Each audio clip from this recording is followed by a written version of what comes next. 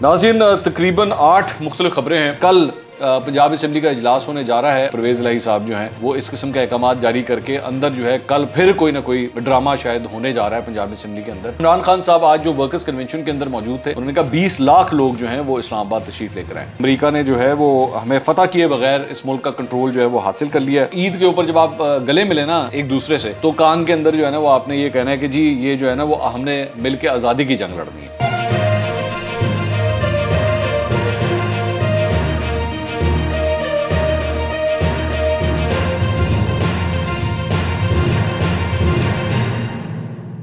अस्सलाम वालेकुम नाज़रीन, मैं हूं मंसूर अली खान। अपने YouTube चैनल के ऊपर आपको खुशामदीद कहूँगा। सबसे पहले आपसे दरख्वास्त के चैनल को सब्सक्राइब करना मत भूलिएगा और बेल आइकन ज़रूर प्रेस कीजिएगा। नाज़रीन, तकरीबन 8 मुख्तलिफ खबरें हैं जो आज की डेवलपमेंट्स हैं जो आपके सामने मैं पेश करना चाह रहा हूँ। और आज इमरान खान साहब लाहौर के अंदर मौजूद हैं और आज उन्होंने अपने वर्कर्स कन्वेंशन से भी उन्होंने खिताब किया है। कुछ उसके ऊपर भी ज़रा तफसील से बात करेंगे। उन्होंने अपने वर्कर्स कन्वेंशन के अंदर क्या खिताब किया और बड़ी एक इंपॉर्टेंट बात की है, मैं उसके ऊपर अभी थोड़ी देर में आता हूँ।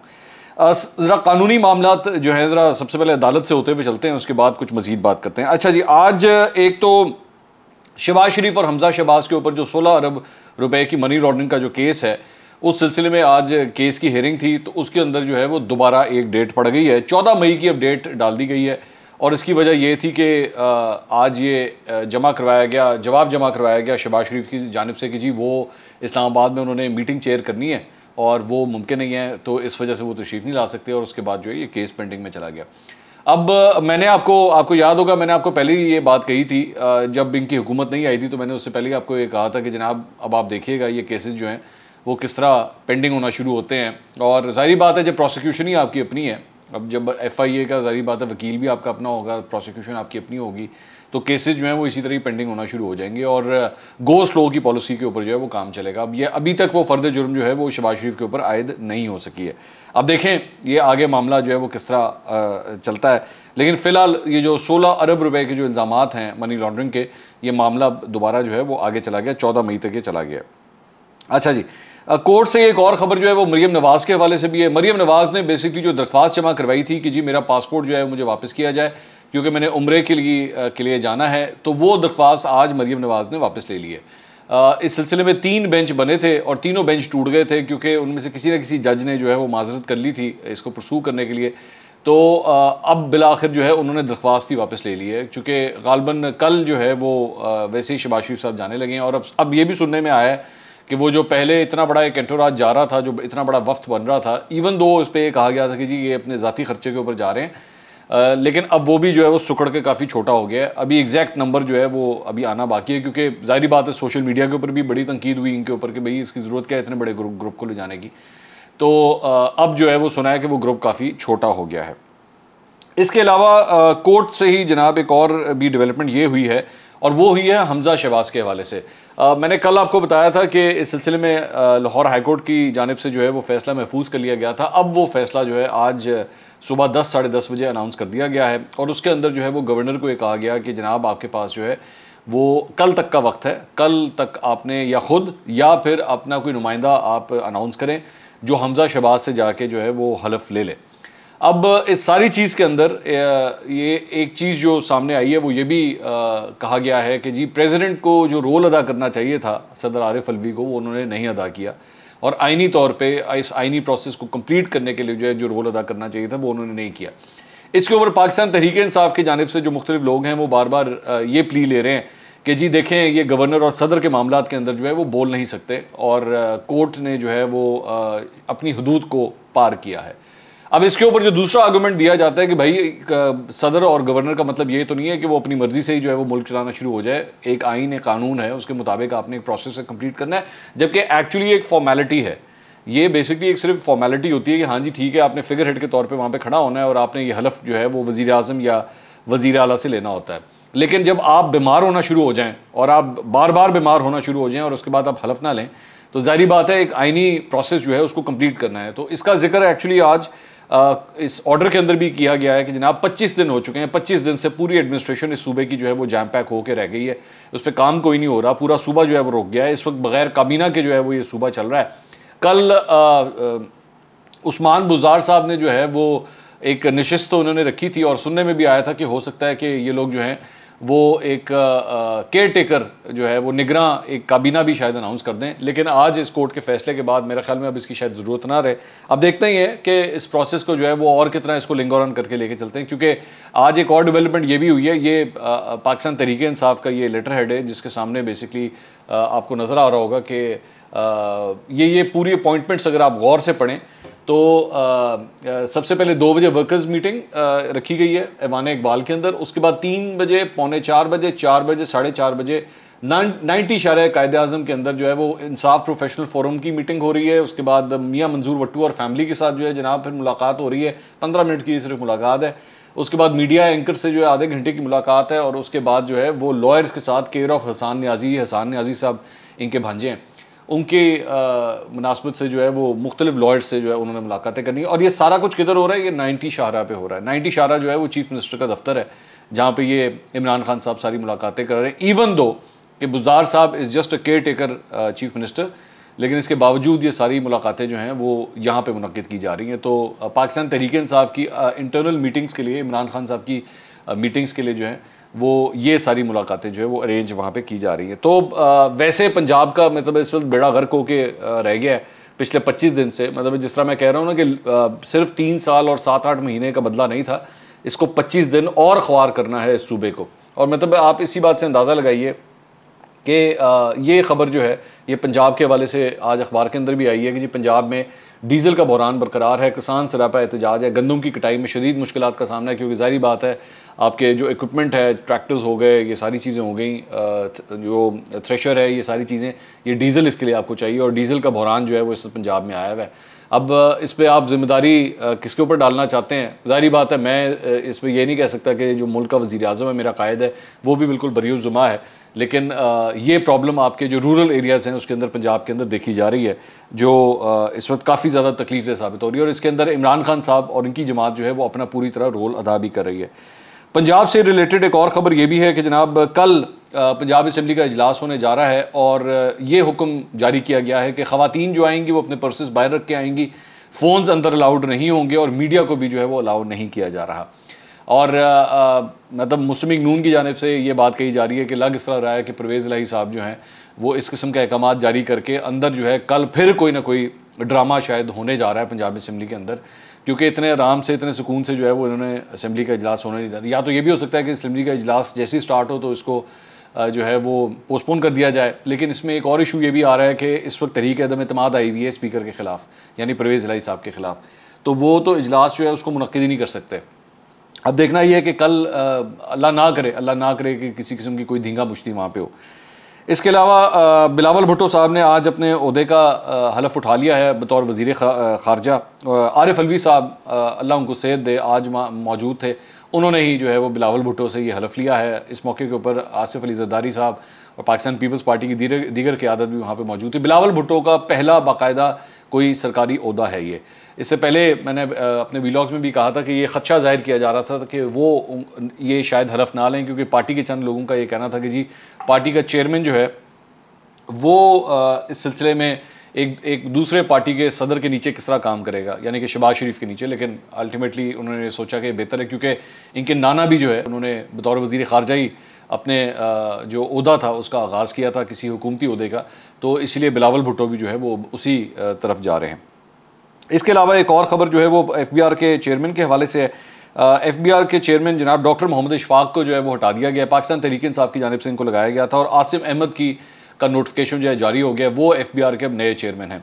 मैं आपको ये बता दूं कि पाकिस्तान तहरीक इंसाफ के 3 साल 7-8 माह के दौरान जो है तकरीबन 7 FBR के चेयरमैन तब्दील किए गए, 7 चेयरमैन जो है उनको लगाया गया था, और जिसमें by the way Asim Ahmed साहब भी बीच में शामिल थे। ये जो आसिम अहमद साहब जिनको लगाया गया है ये बीच में शामिल थे। तो आसिम अहमद साहब जो है इनको शौकत तरीन साहब के साथ इनके इश्यूज़ हो गए थे जब बेसिकली एक साइबर हैकिंग हुई थी FBR के डेटाबेस के ऊपर। तो उस वक्त आसिम अहमद FBR के चेयरमैन होते थे, तो उनको उस वक्त उनके ओहदे से हटा दिया गया था। अब आसिम अहमद की जो है दोबारा तैनाती हो गई है। इसके अलावा इमरान खान साहब आज जो वर्कर्स कन्वेंशन के अंदर मौजूद थे उसके अंदर उन्होंने जो चंद बातें कही हैं ज़रा उसको डिस्कस कर लेते हैं। एक तो उन्होंने जो बड़ी बात की है वो ये कही है कि जी मैं इस्लामाबाद के अंदर जो मैं चाहता हूँ कि 20 लोग आएँ, 20 लाख लोग हैं, सॉरी 20 लोग कह रहा हूँ, माजरत। उन्होंने कहा 20 लाख लोग जो हैं वो इस्लामाबाद तशरीफ़ लेकर आएँ, जब मैं कॉल दूंगा तो तब आपने आना है। अब ये कॉल कब आती है, मैंने इसका पहले भी तस्करा बार बार किया है कि हर आते हुए दिन के साथ जो है वो इमरान खान साहब के लिए टाइम का प्रॉब्लम आ रहा है, क्योंकि गर्मी जो है वो बढ़ना शुरू हो गई है। 40 डिग्री से ऊपर के टेम्परेचर जो हैं वो अब नोट किए जा रहे हैं। तो ऐसी सूरत में आप किसी धरने की बात करें, हाँ रात के वक्त शायद फिर भी काबिल बर्दाश्त हो, लेकिन दिन के वक्त जो है वो किस तरह आप बिठाएंगे। और ख़ास तौर पे इमरान खान साहब का जो फॉलोअर है उसमें फैमिलीज़ होती हैं, ख़वातीन होती हैं, बच्चे भी आते हैं, जलसों के अंदर तो आते हैं। अब यहाँ पे कितना बड़ा इवेंट होगा और किस तरह उसको ऑर्गेनाइज़ किया जाएगा, एक सवालिया निशान है, लेकिन लेट्स सी आगे क्या होता है। अच्छा, जो तकरीर के अंदर उन्होंने बात की, आज फिर उन्होंने ये बात कही कि जी आपने जो है अपने वर्करों को, उन्होंने कहा जी तबलीग करनी है आपने जाके। ये कल भी उन्होंने बात की थी पेशावर में, आज ये फिर उन्होंने ये बात कही कि जी तबलीग करनी है, ला इलाहा इल्लल्लाह का पैगाम जो है वो आपने लेके जाना है और आपने लोगों को बताना है कि अमेरिका ने जो है वो हमें फ़तह किए बगैर इस मुल्क का कंट्रोल जो है वो हासिल कर लिया है। अच्छा, फिर उसके बाद एक और उन्होंने इल्ज़ाम लगाया, उन्होंने कहा जी मीडिया पे जो है वो पैसा चलाया गया है, किसने पैसा चलाया, किस तरह पैसा चलाया, कोई सबूत नहीं। और उन्होंने कहा कि जी अब ये लोग आ गए हैं और ये FIA में अपने केसेस ख़त्म करवाएंगे, छोटे चोरों को पकड़ा जाएगा, बड़े डाकुओं को छोड़ दिया जाएगा और इसके साथ साथ अदालतें जो हैं वो इन लोगों को नहीं पकड़ सकेंगी।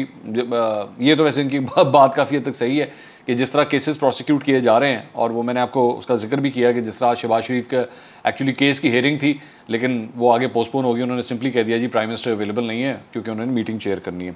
और नॉर्मली ऐसे मामला के अंदर अगर कोई वज़ीर आज़म हो और उसके खिलाफ केस चल रहा हो तो उसको काफ़ी लिवरेज होती है। अलबत्ता यहाँ पर इमरान खान साहब ये बताना भूल गए कि जब एक्चुअली PTV का जो केस था उसमें आप भी जो है वो यही काम कर रहे थे, आपके खिलाफ भी ये केस चल रहा था, लेकिन आप इसको उस तरह जो है वो जिस तरह उस पर हेयरिंग पे जाना चाहिए था आप उसको उस तरह परसू नहीं करते थे। आपके अलावा और भी आपके ऊपर केसेस हैं, डिफेमेशन के भी केसेस हैं, नजम सेठी ने भी आपके ऊपर केस किया हुआ है, वो भी मामला है, आपने भी नजम सेठी के ऊपर केस किया हुआ है। बाय द वे उस केस के, मैं आता हूँ इसके ऊपर दोबारा, उस केस के अंदर इमरान खान साहब के ऊपर 5000 रुपये जुर्माना किया गया है, क्योंकि बार बार जज साहब ये पूछते थे कि भाई इल्ज़ाम तो बताएं, इल्ज़ाम क्या है, लेकिन इमरान खान साहब जो है उस केस के अंदर आते नहीं थे। और इस वो जो नजम सेठी, इन्होंने जो नजम सेठी के ऊपर केस किया है तो उसके अंदर जो है उनको जुर्माना भी किया गया। इसके अलावा एक और उन्होंने बड़ी इंटरेस्टिंग बात की, उन्होंने कहा कि जनाब आपने ये पैगाम जो आगे पहुंचाना है तो ईद के ऊपर जब आप गले मिले ना एक दूसरे से, तो कान के अंदर जो है ना वो आपने ये कहना है कि जी ये जो है ना वो हमने मिल के आज़ादी की जंग लड़नी है। तो ये बार बार रिलीजियस सेंटिमेंट्स को उभार के जो है वो इसकी पूरी कोशिश हो रही है इसको इस्तेमाल किया जाए और रिलीजियस कॉन्टेक्स्ट को जो है वो बार बार बीच में शामिल किया जा रहा है अपनी इस पूरी पॉलिटिकल कैंपेन के अंदर। अच्छा जी, उसके बाद उन्होंने ऐलान किया कि जी परसों जो है वो मुल्तान मैं जा रहा हूँ, मुल्तान के अंदर भी जो है वो मैं जलसा मुनक्किद करूँगा। और साथ ही साथ उन्होंने चीफ इलेक्शन कमिश्नर पे एक दफ़ा फिर उन्होंने आज अटैक किया। उन्होंने कहा कि जनाब ये नून लीग का एजेंट है और नून लीग के मतलब डायरेक्टली अब यहाँ तक बात आ गई भी। उन्होंने कहा जी नून लीग का एजेंट है, ये इस्तीफ़ा दे और ये जो है वो अगले इलेक्शन नहीं करवा सकते। और क्योंकि जजेस के साथ भी इस तरह होता है कि अगर जजेस के ऊपर एतराज़ उठा दिया जाए तो फिर वो भी जो है वो अपने आप को केस से जो है वो हटा लेते हैं। तो हमने, पाकिस्तान की सबसे बड़ी जमात है, हमने अगर एतराज़ कर दिया है चीफ इलेक्शन कमिश्नर के ऊपर तो फिर ये किस तरह जो है वो इसको अगले इलेक्शन को मुनक्किद कर सकते हैं। मैं इसके ऊपर वैसे तफसील से, ये जो इदारों को टारगेट किया जा रहा है, मैं इस पर तफसील से अपना अगला वीलॉग करूँगा, उसको देखना ना भूलिएगा, जिसमें मैं आपको एक्चुअली समझाऊंगा कि ये स्ट्रैटेजी हो क्या रही है, ये एक्चुअली प्लान क्या कर रहे हैं, जिसकी वजह से बार बार ये मोमेंटम बिल्डअप किया जा रहा है। उसके बाद इन्होंने कहा कि जनाब बड़ी इंटरेस्टिंग बात, उन्होंने कहा कि आप देखिए कि किस तरह मीडिया के ऊपर जो है वो हमारा ब्लैकआउट किया जा रहा है और हमारे ज़माने में तो कभी इस तरह नहीं होता था और हमारे ज़माने में तो कोई ऐसी प्रॉब्लम ही नहीं थी।